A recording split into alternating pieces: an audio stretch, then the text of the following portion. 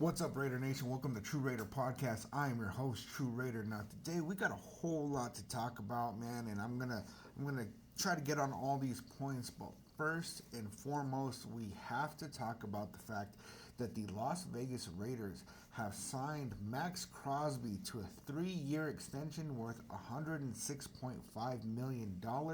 It has $91.5 million guaranteed. And I got to tell you guys that this is a very good move. You know, there's been a whole lot of rumblings in Raider Nation. People are saying Maxx is being a diva and he's not even worth it. We better see him getting a sack every single game, and blah, blah, blah, blah, blah.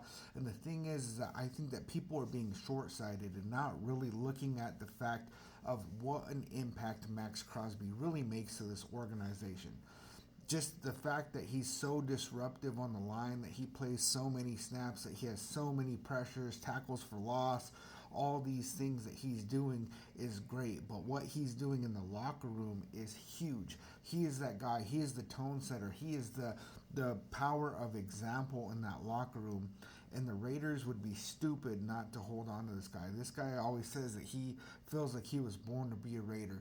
And this 3-year deal really just kind of solidifies that Maxx Crosby is going to spend the first 10 years of his career as a Las Vegas Raider. Now, you know, this whole press conference with John Spytek and Pete Carroll and Maxx Crosby, there was this thing that really stuck out to me, man. And, you know, Spytek was talking about that. It hasn't been sunshine and roses, right? But that he hopes it's noticed around the league, right, with Maxx Crosby. And it just, you know, he even mentioned that, like, they didn't need to do it right now, but they chose to, right? And it's very, very clear why they signed Maxx Crosby right now. They extended him right now is because they wanted to kind of set an example before free agency, right? They wanted to help pull people in. They want Maxx Crosby to help pull in other players, and they really, really want it to be an attractive spot where it's like, look, we take care of ours here in Las Vegas.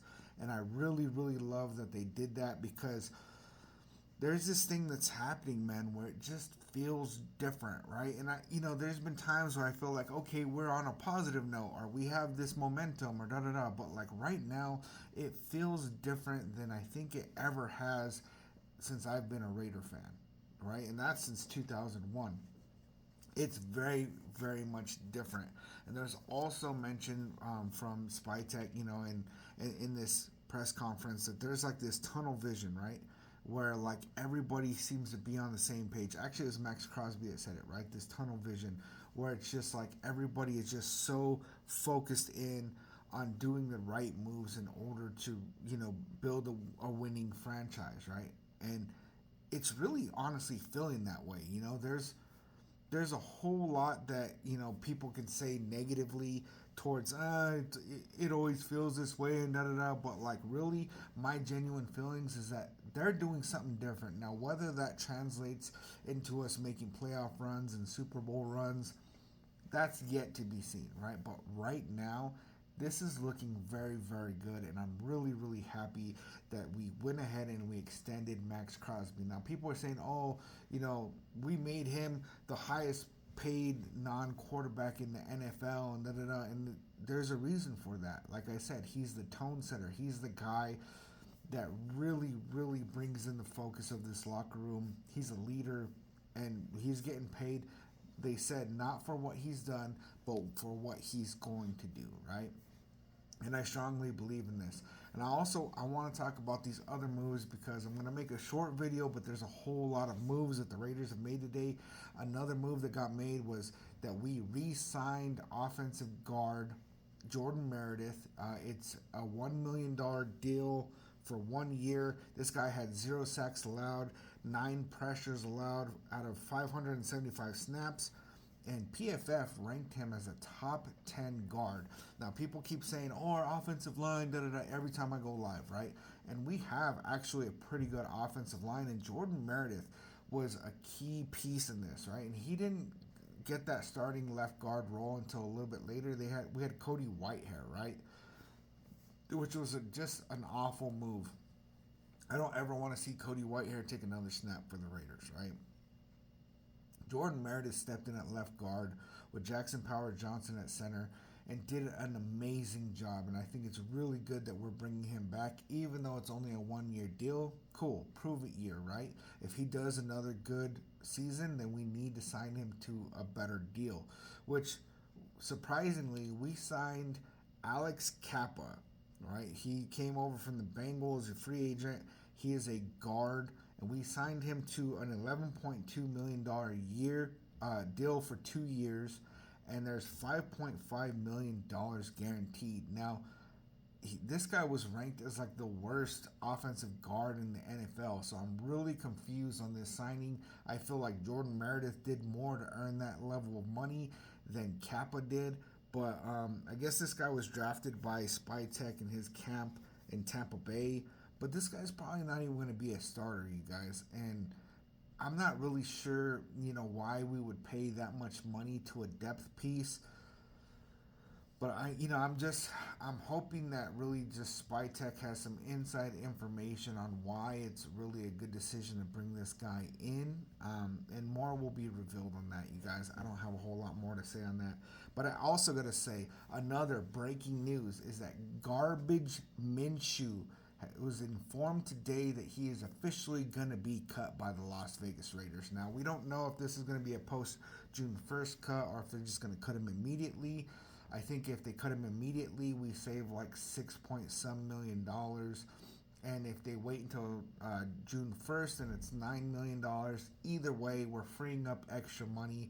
So we free up the extra Minshew money, plus the salary cap going up. It's going to soften the blow for, the new contract for Maxx Crosby. So it's not even really going to affect us. And I really, really like this. Another one is that DK Metcalf, wide receiver for the Seattle Seahawks, has officially requested to be traded. Now, I was live last night, man, and we were just talking about, how strange would it be, right? If we were, because I keep saying, and I'm going to continue saying, we need to sign Aaron Rodgers, right? But with Davante Adams getting released by the Jets, it's like, well, why wouldn't we bring in Davante Adams if the price is right, Because that huge deal that Josh McDaniels and Dave Ziegler signed him to, well, now that's gone. And so now he's a free agent, and it wouldn't cost nearly as much money, and hopefully really not nearly as much money to bring him in. But there's the whole culture of the thing. There's the locker room culture. There's the fan culture. There's a lot of things that went pretty bad on his way out. But what would you think about the idea of trading for a DK Metcalf? And there was a whole lot of rumors that swirled as soon as we hired Pete Carroll of we're going to end up going and get DK Metcalf. And now he's requested a trade. Now, because he's requested a trade, the amount that it's going to cost to get him goes down, right? Just like how it did with Davante Adams.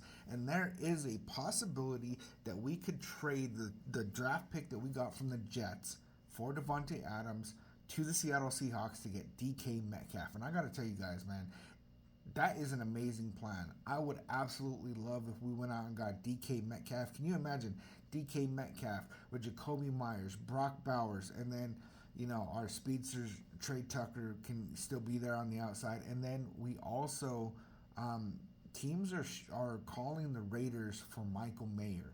And there's some speculation that Michael Mayer could be involved in a trade deal for DK Metcalf. Now, we traded up in the second round just last year, not this last draft, but the draft before, to get Michael Mayer, right? But then we drafted Brock Bowers, and he's clear-cut tight end number 1. And I would like to keep Mayer, but he hasn't been extremely productive for us, right? And so we're not going to get nearly what we drafted him at as trade compensation. But what if it cost us the third-round pick that we traded for Davante Adams and Michael Mayer to get DK Metcalf? I got to tell you guys, I would absolutely take that deal. I wouldn't even hesitate. Go and get DK. Just do it, man. If we get rid of Michael Mayer and get DK Metcalf, we're not even going to miss the guy, honestly. If there's a world where we can keep Michael Mayer and get DK Metcalf and just trade the third-round pick, do it. Just do it, man. I'm all about that. There's also some speculation because Tyler Lockett, wide receiver for the Seattle Seahawks, has been cut. And he has a relationship with Pete Carroll. He's a good wide receiver. He's 32 years old, but he's a good wide receiver. And so there's some speculation that we might end up getting him. I think the price tag is a little high on him for a 32-year-old, but because he just got cut, it's likely to go down some. So I'm not too worried about that. I don't know if that's really going to come to fruition or not. I think that we're going to really have to see what happens with DK Metcalf first, because I don't think it makes sense for us to go get both of them. But I got to say, you guys, there's a whole lot of moves happening. All of these moves, besides the Alex Kappa offensive lineman move, but all these moves are just feeling right, man. I'm really excited for the direction this team is going. And there's still question marks about quarterback. It's like, it seems like best case scenario, in my opinion, is Aaron Rodgers. Number 2 on that would be Sam Darnold. Number 3 on that would be Justin Fields. And I really think that we need to draft a rookie quarterback this season. Now, I've been saying it is that Shedeur Sanders he's a good quarterback. He actually is, especially if he gets to sit for 1 or 2 years. This guy is going to be a good quarterback. I also like Jackson Dart. I've been doing mock drafts, man, and I gotta say that since the combine, Shedeur Sanders on the mock draft simulators, he is always there at number 6. And all the mock drafts I did before the combine, he was going 1 or 2. And now he's always there at number 6. So honestly, if Shedeur Sanders is there at number 6, I say we take him. We take Amarian Hampton in the second round, get our running game going.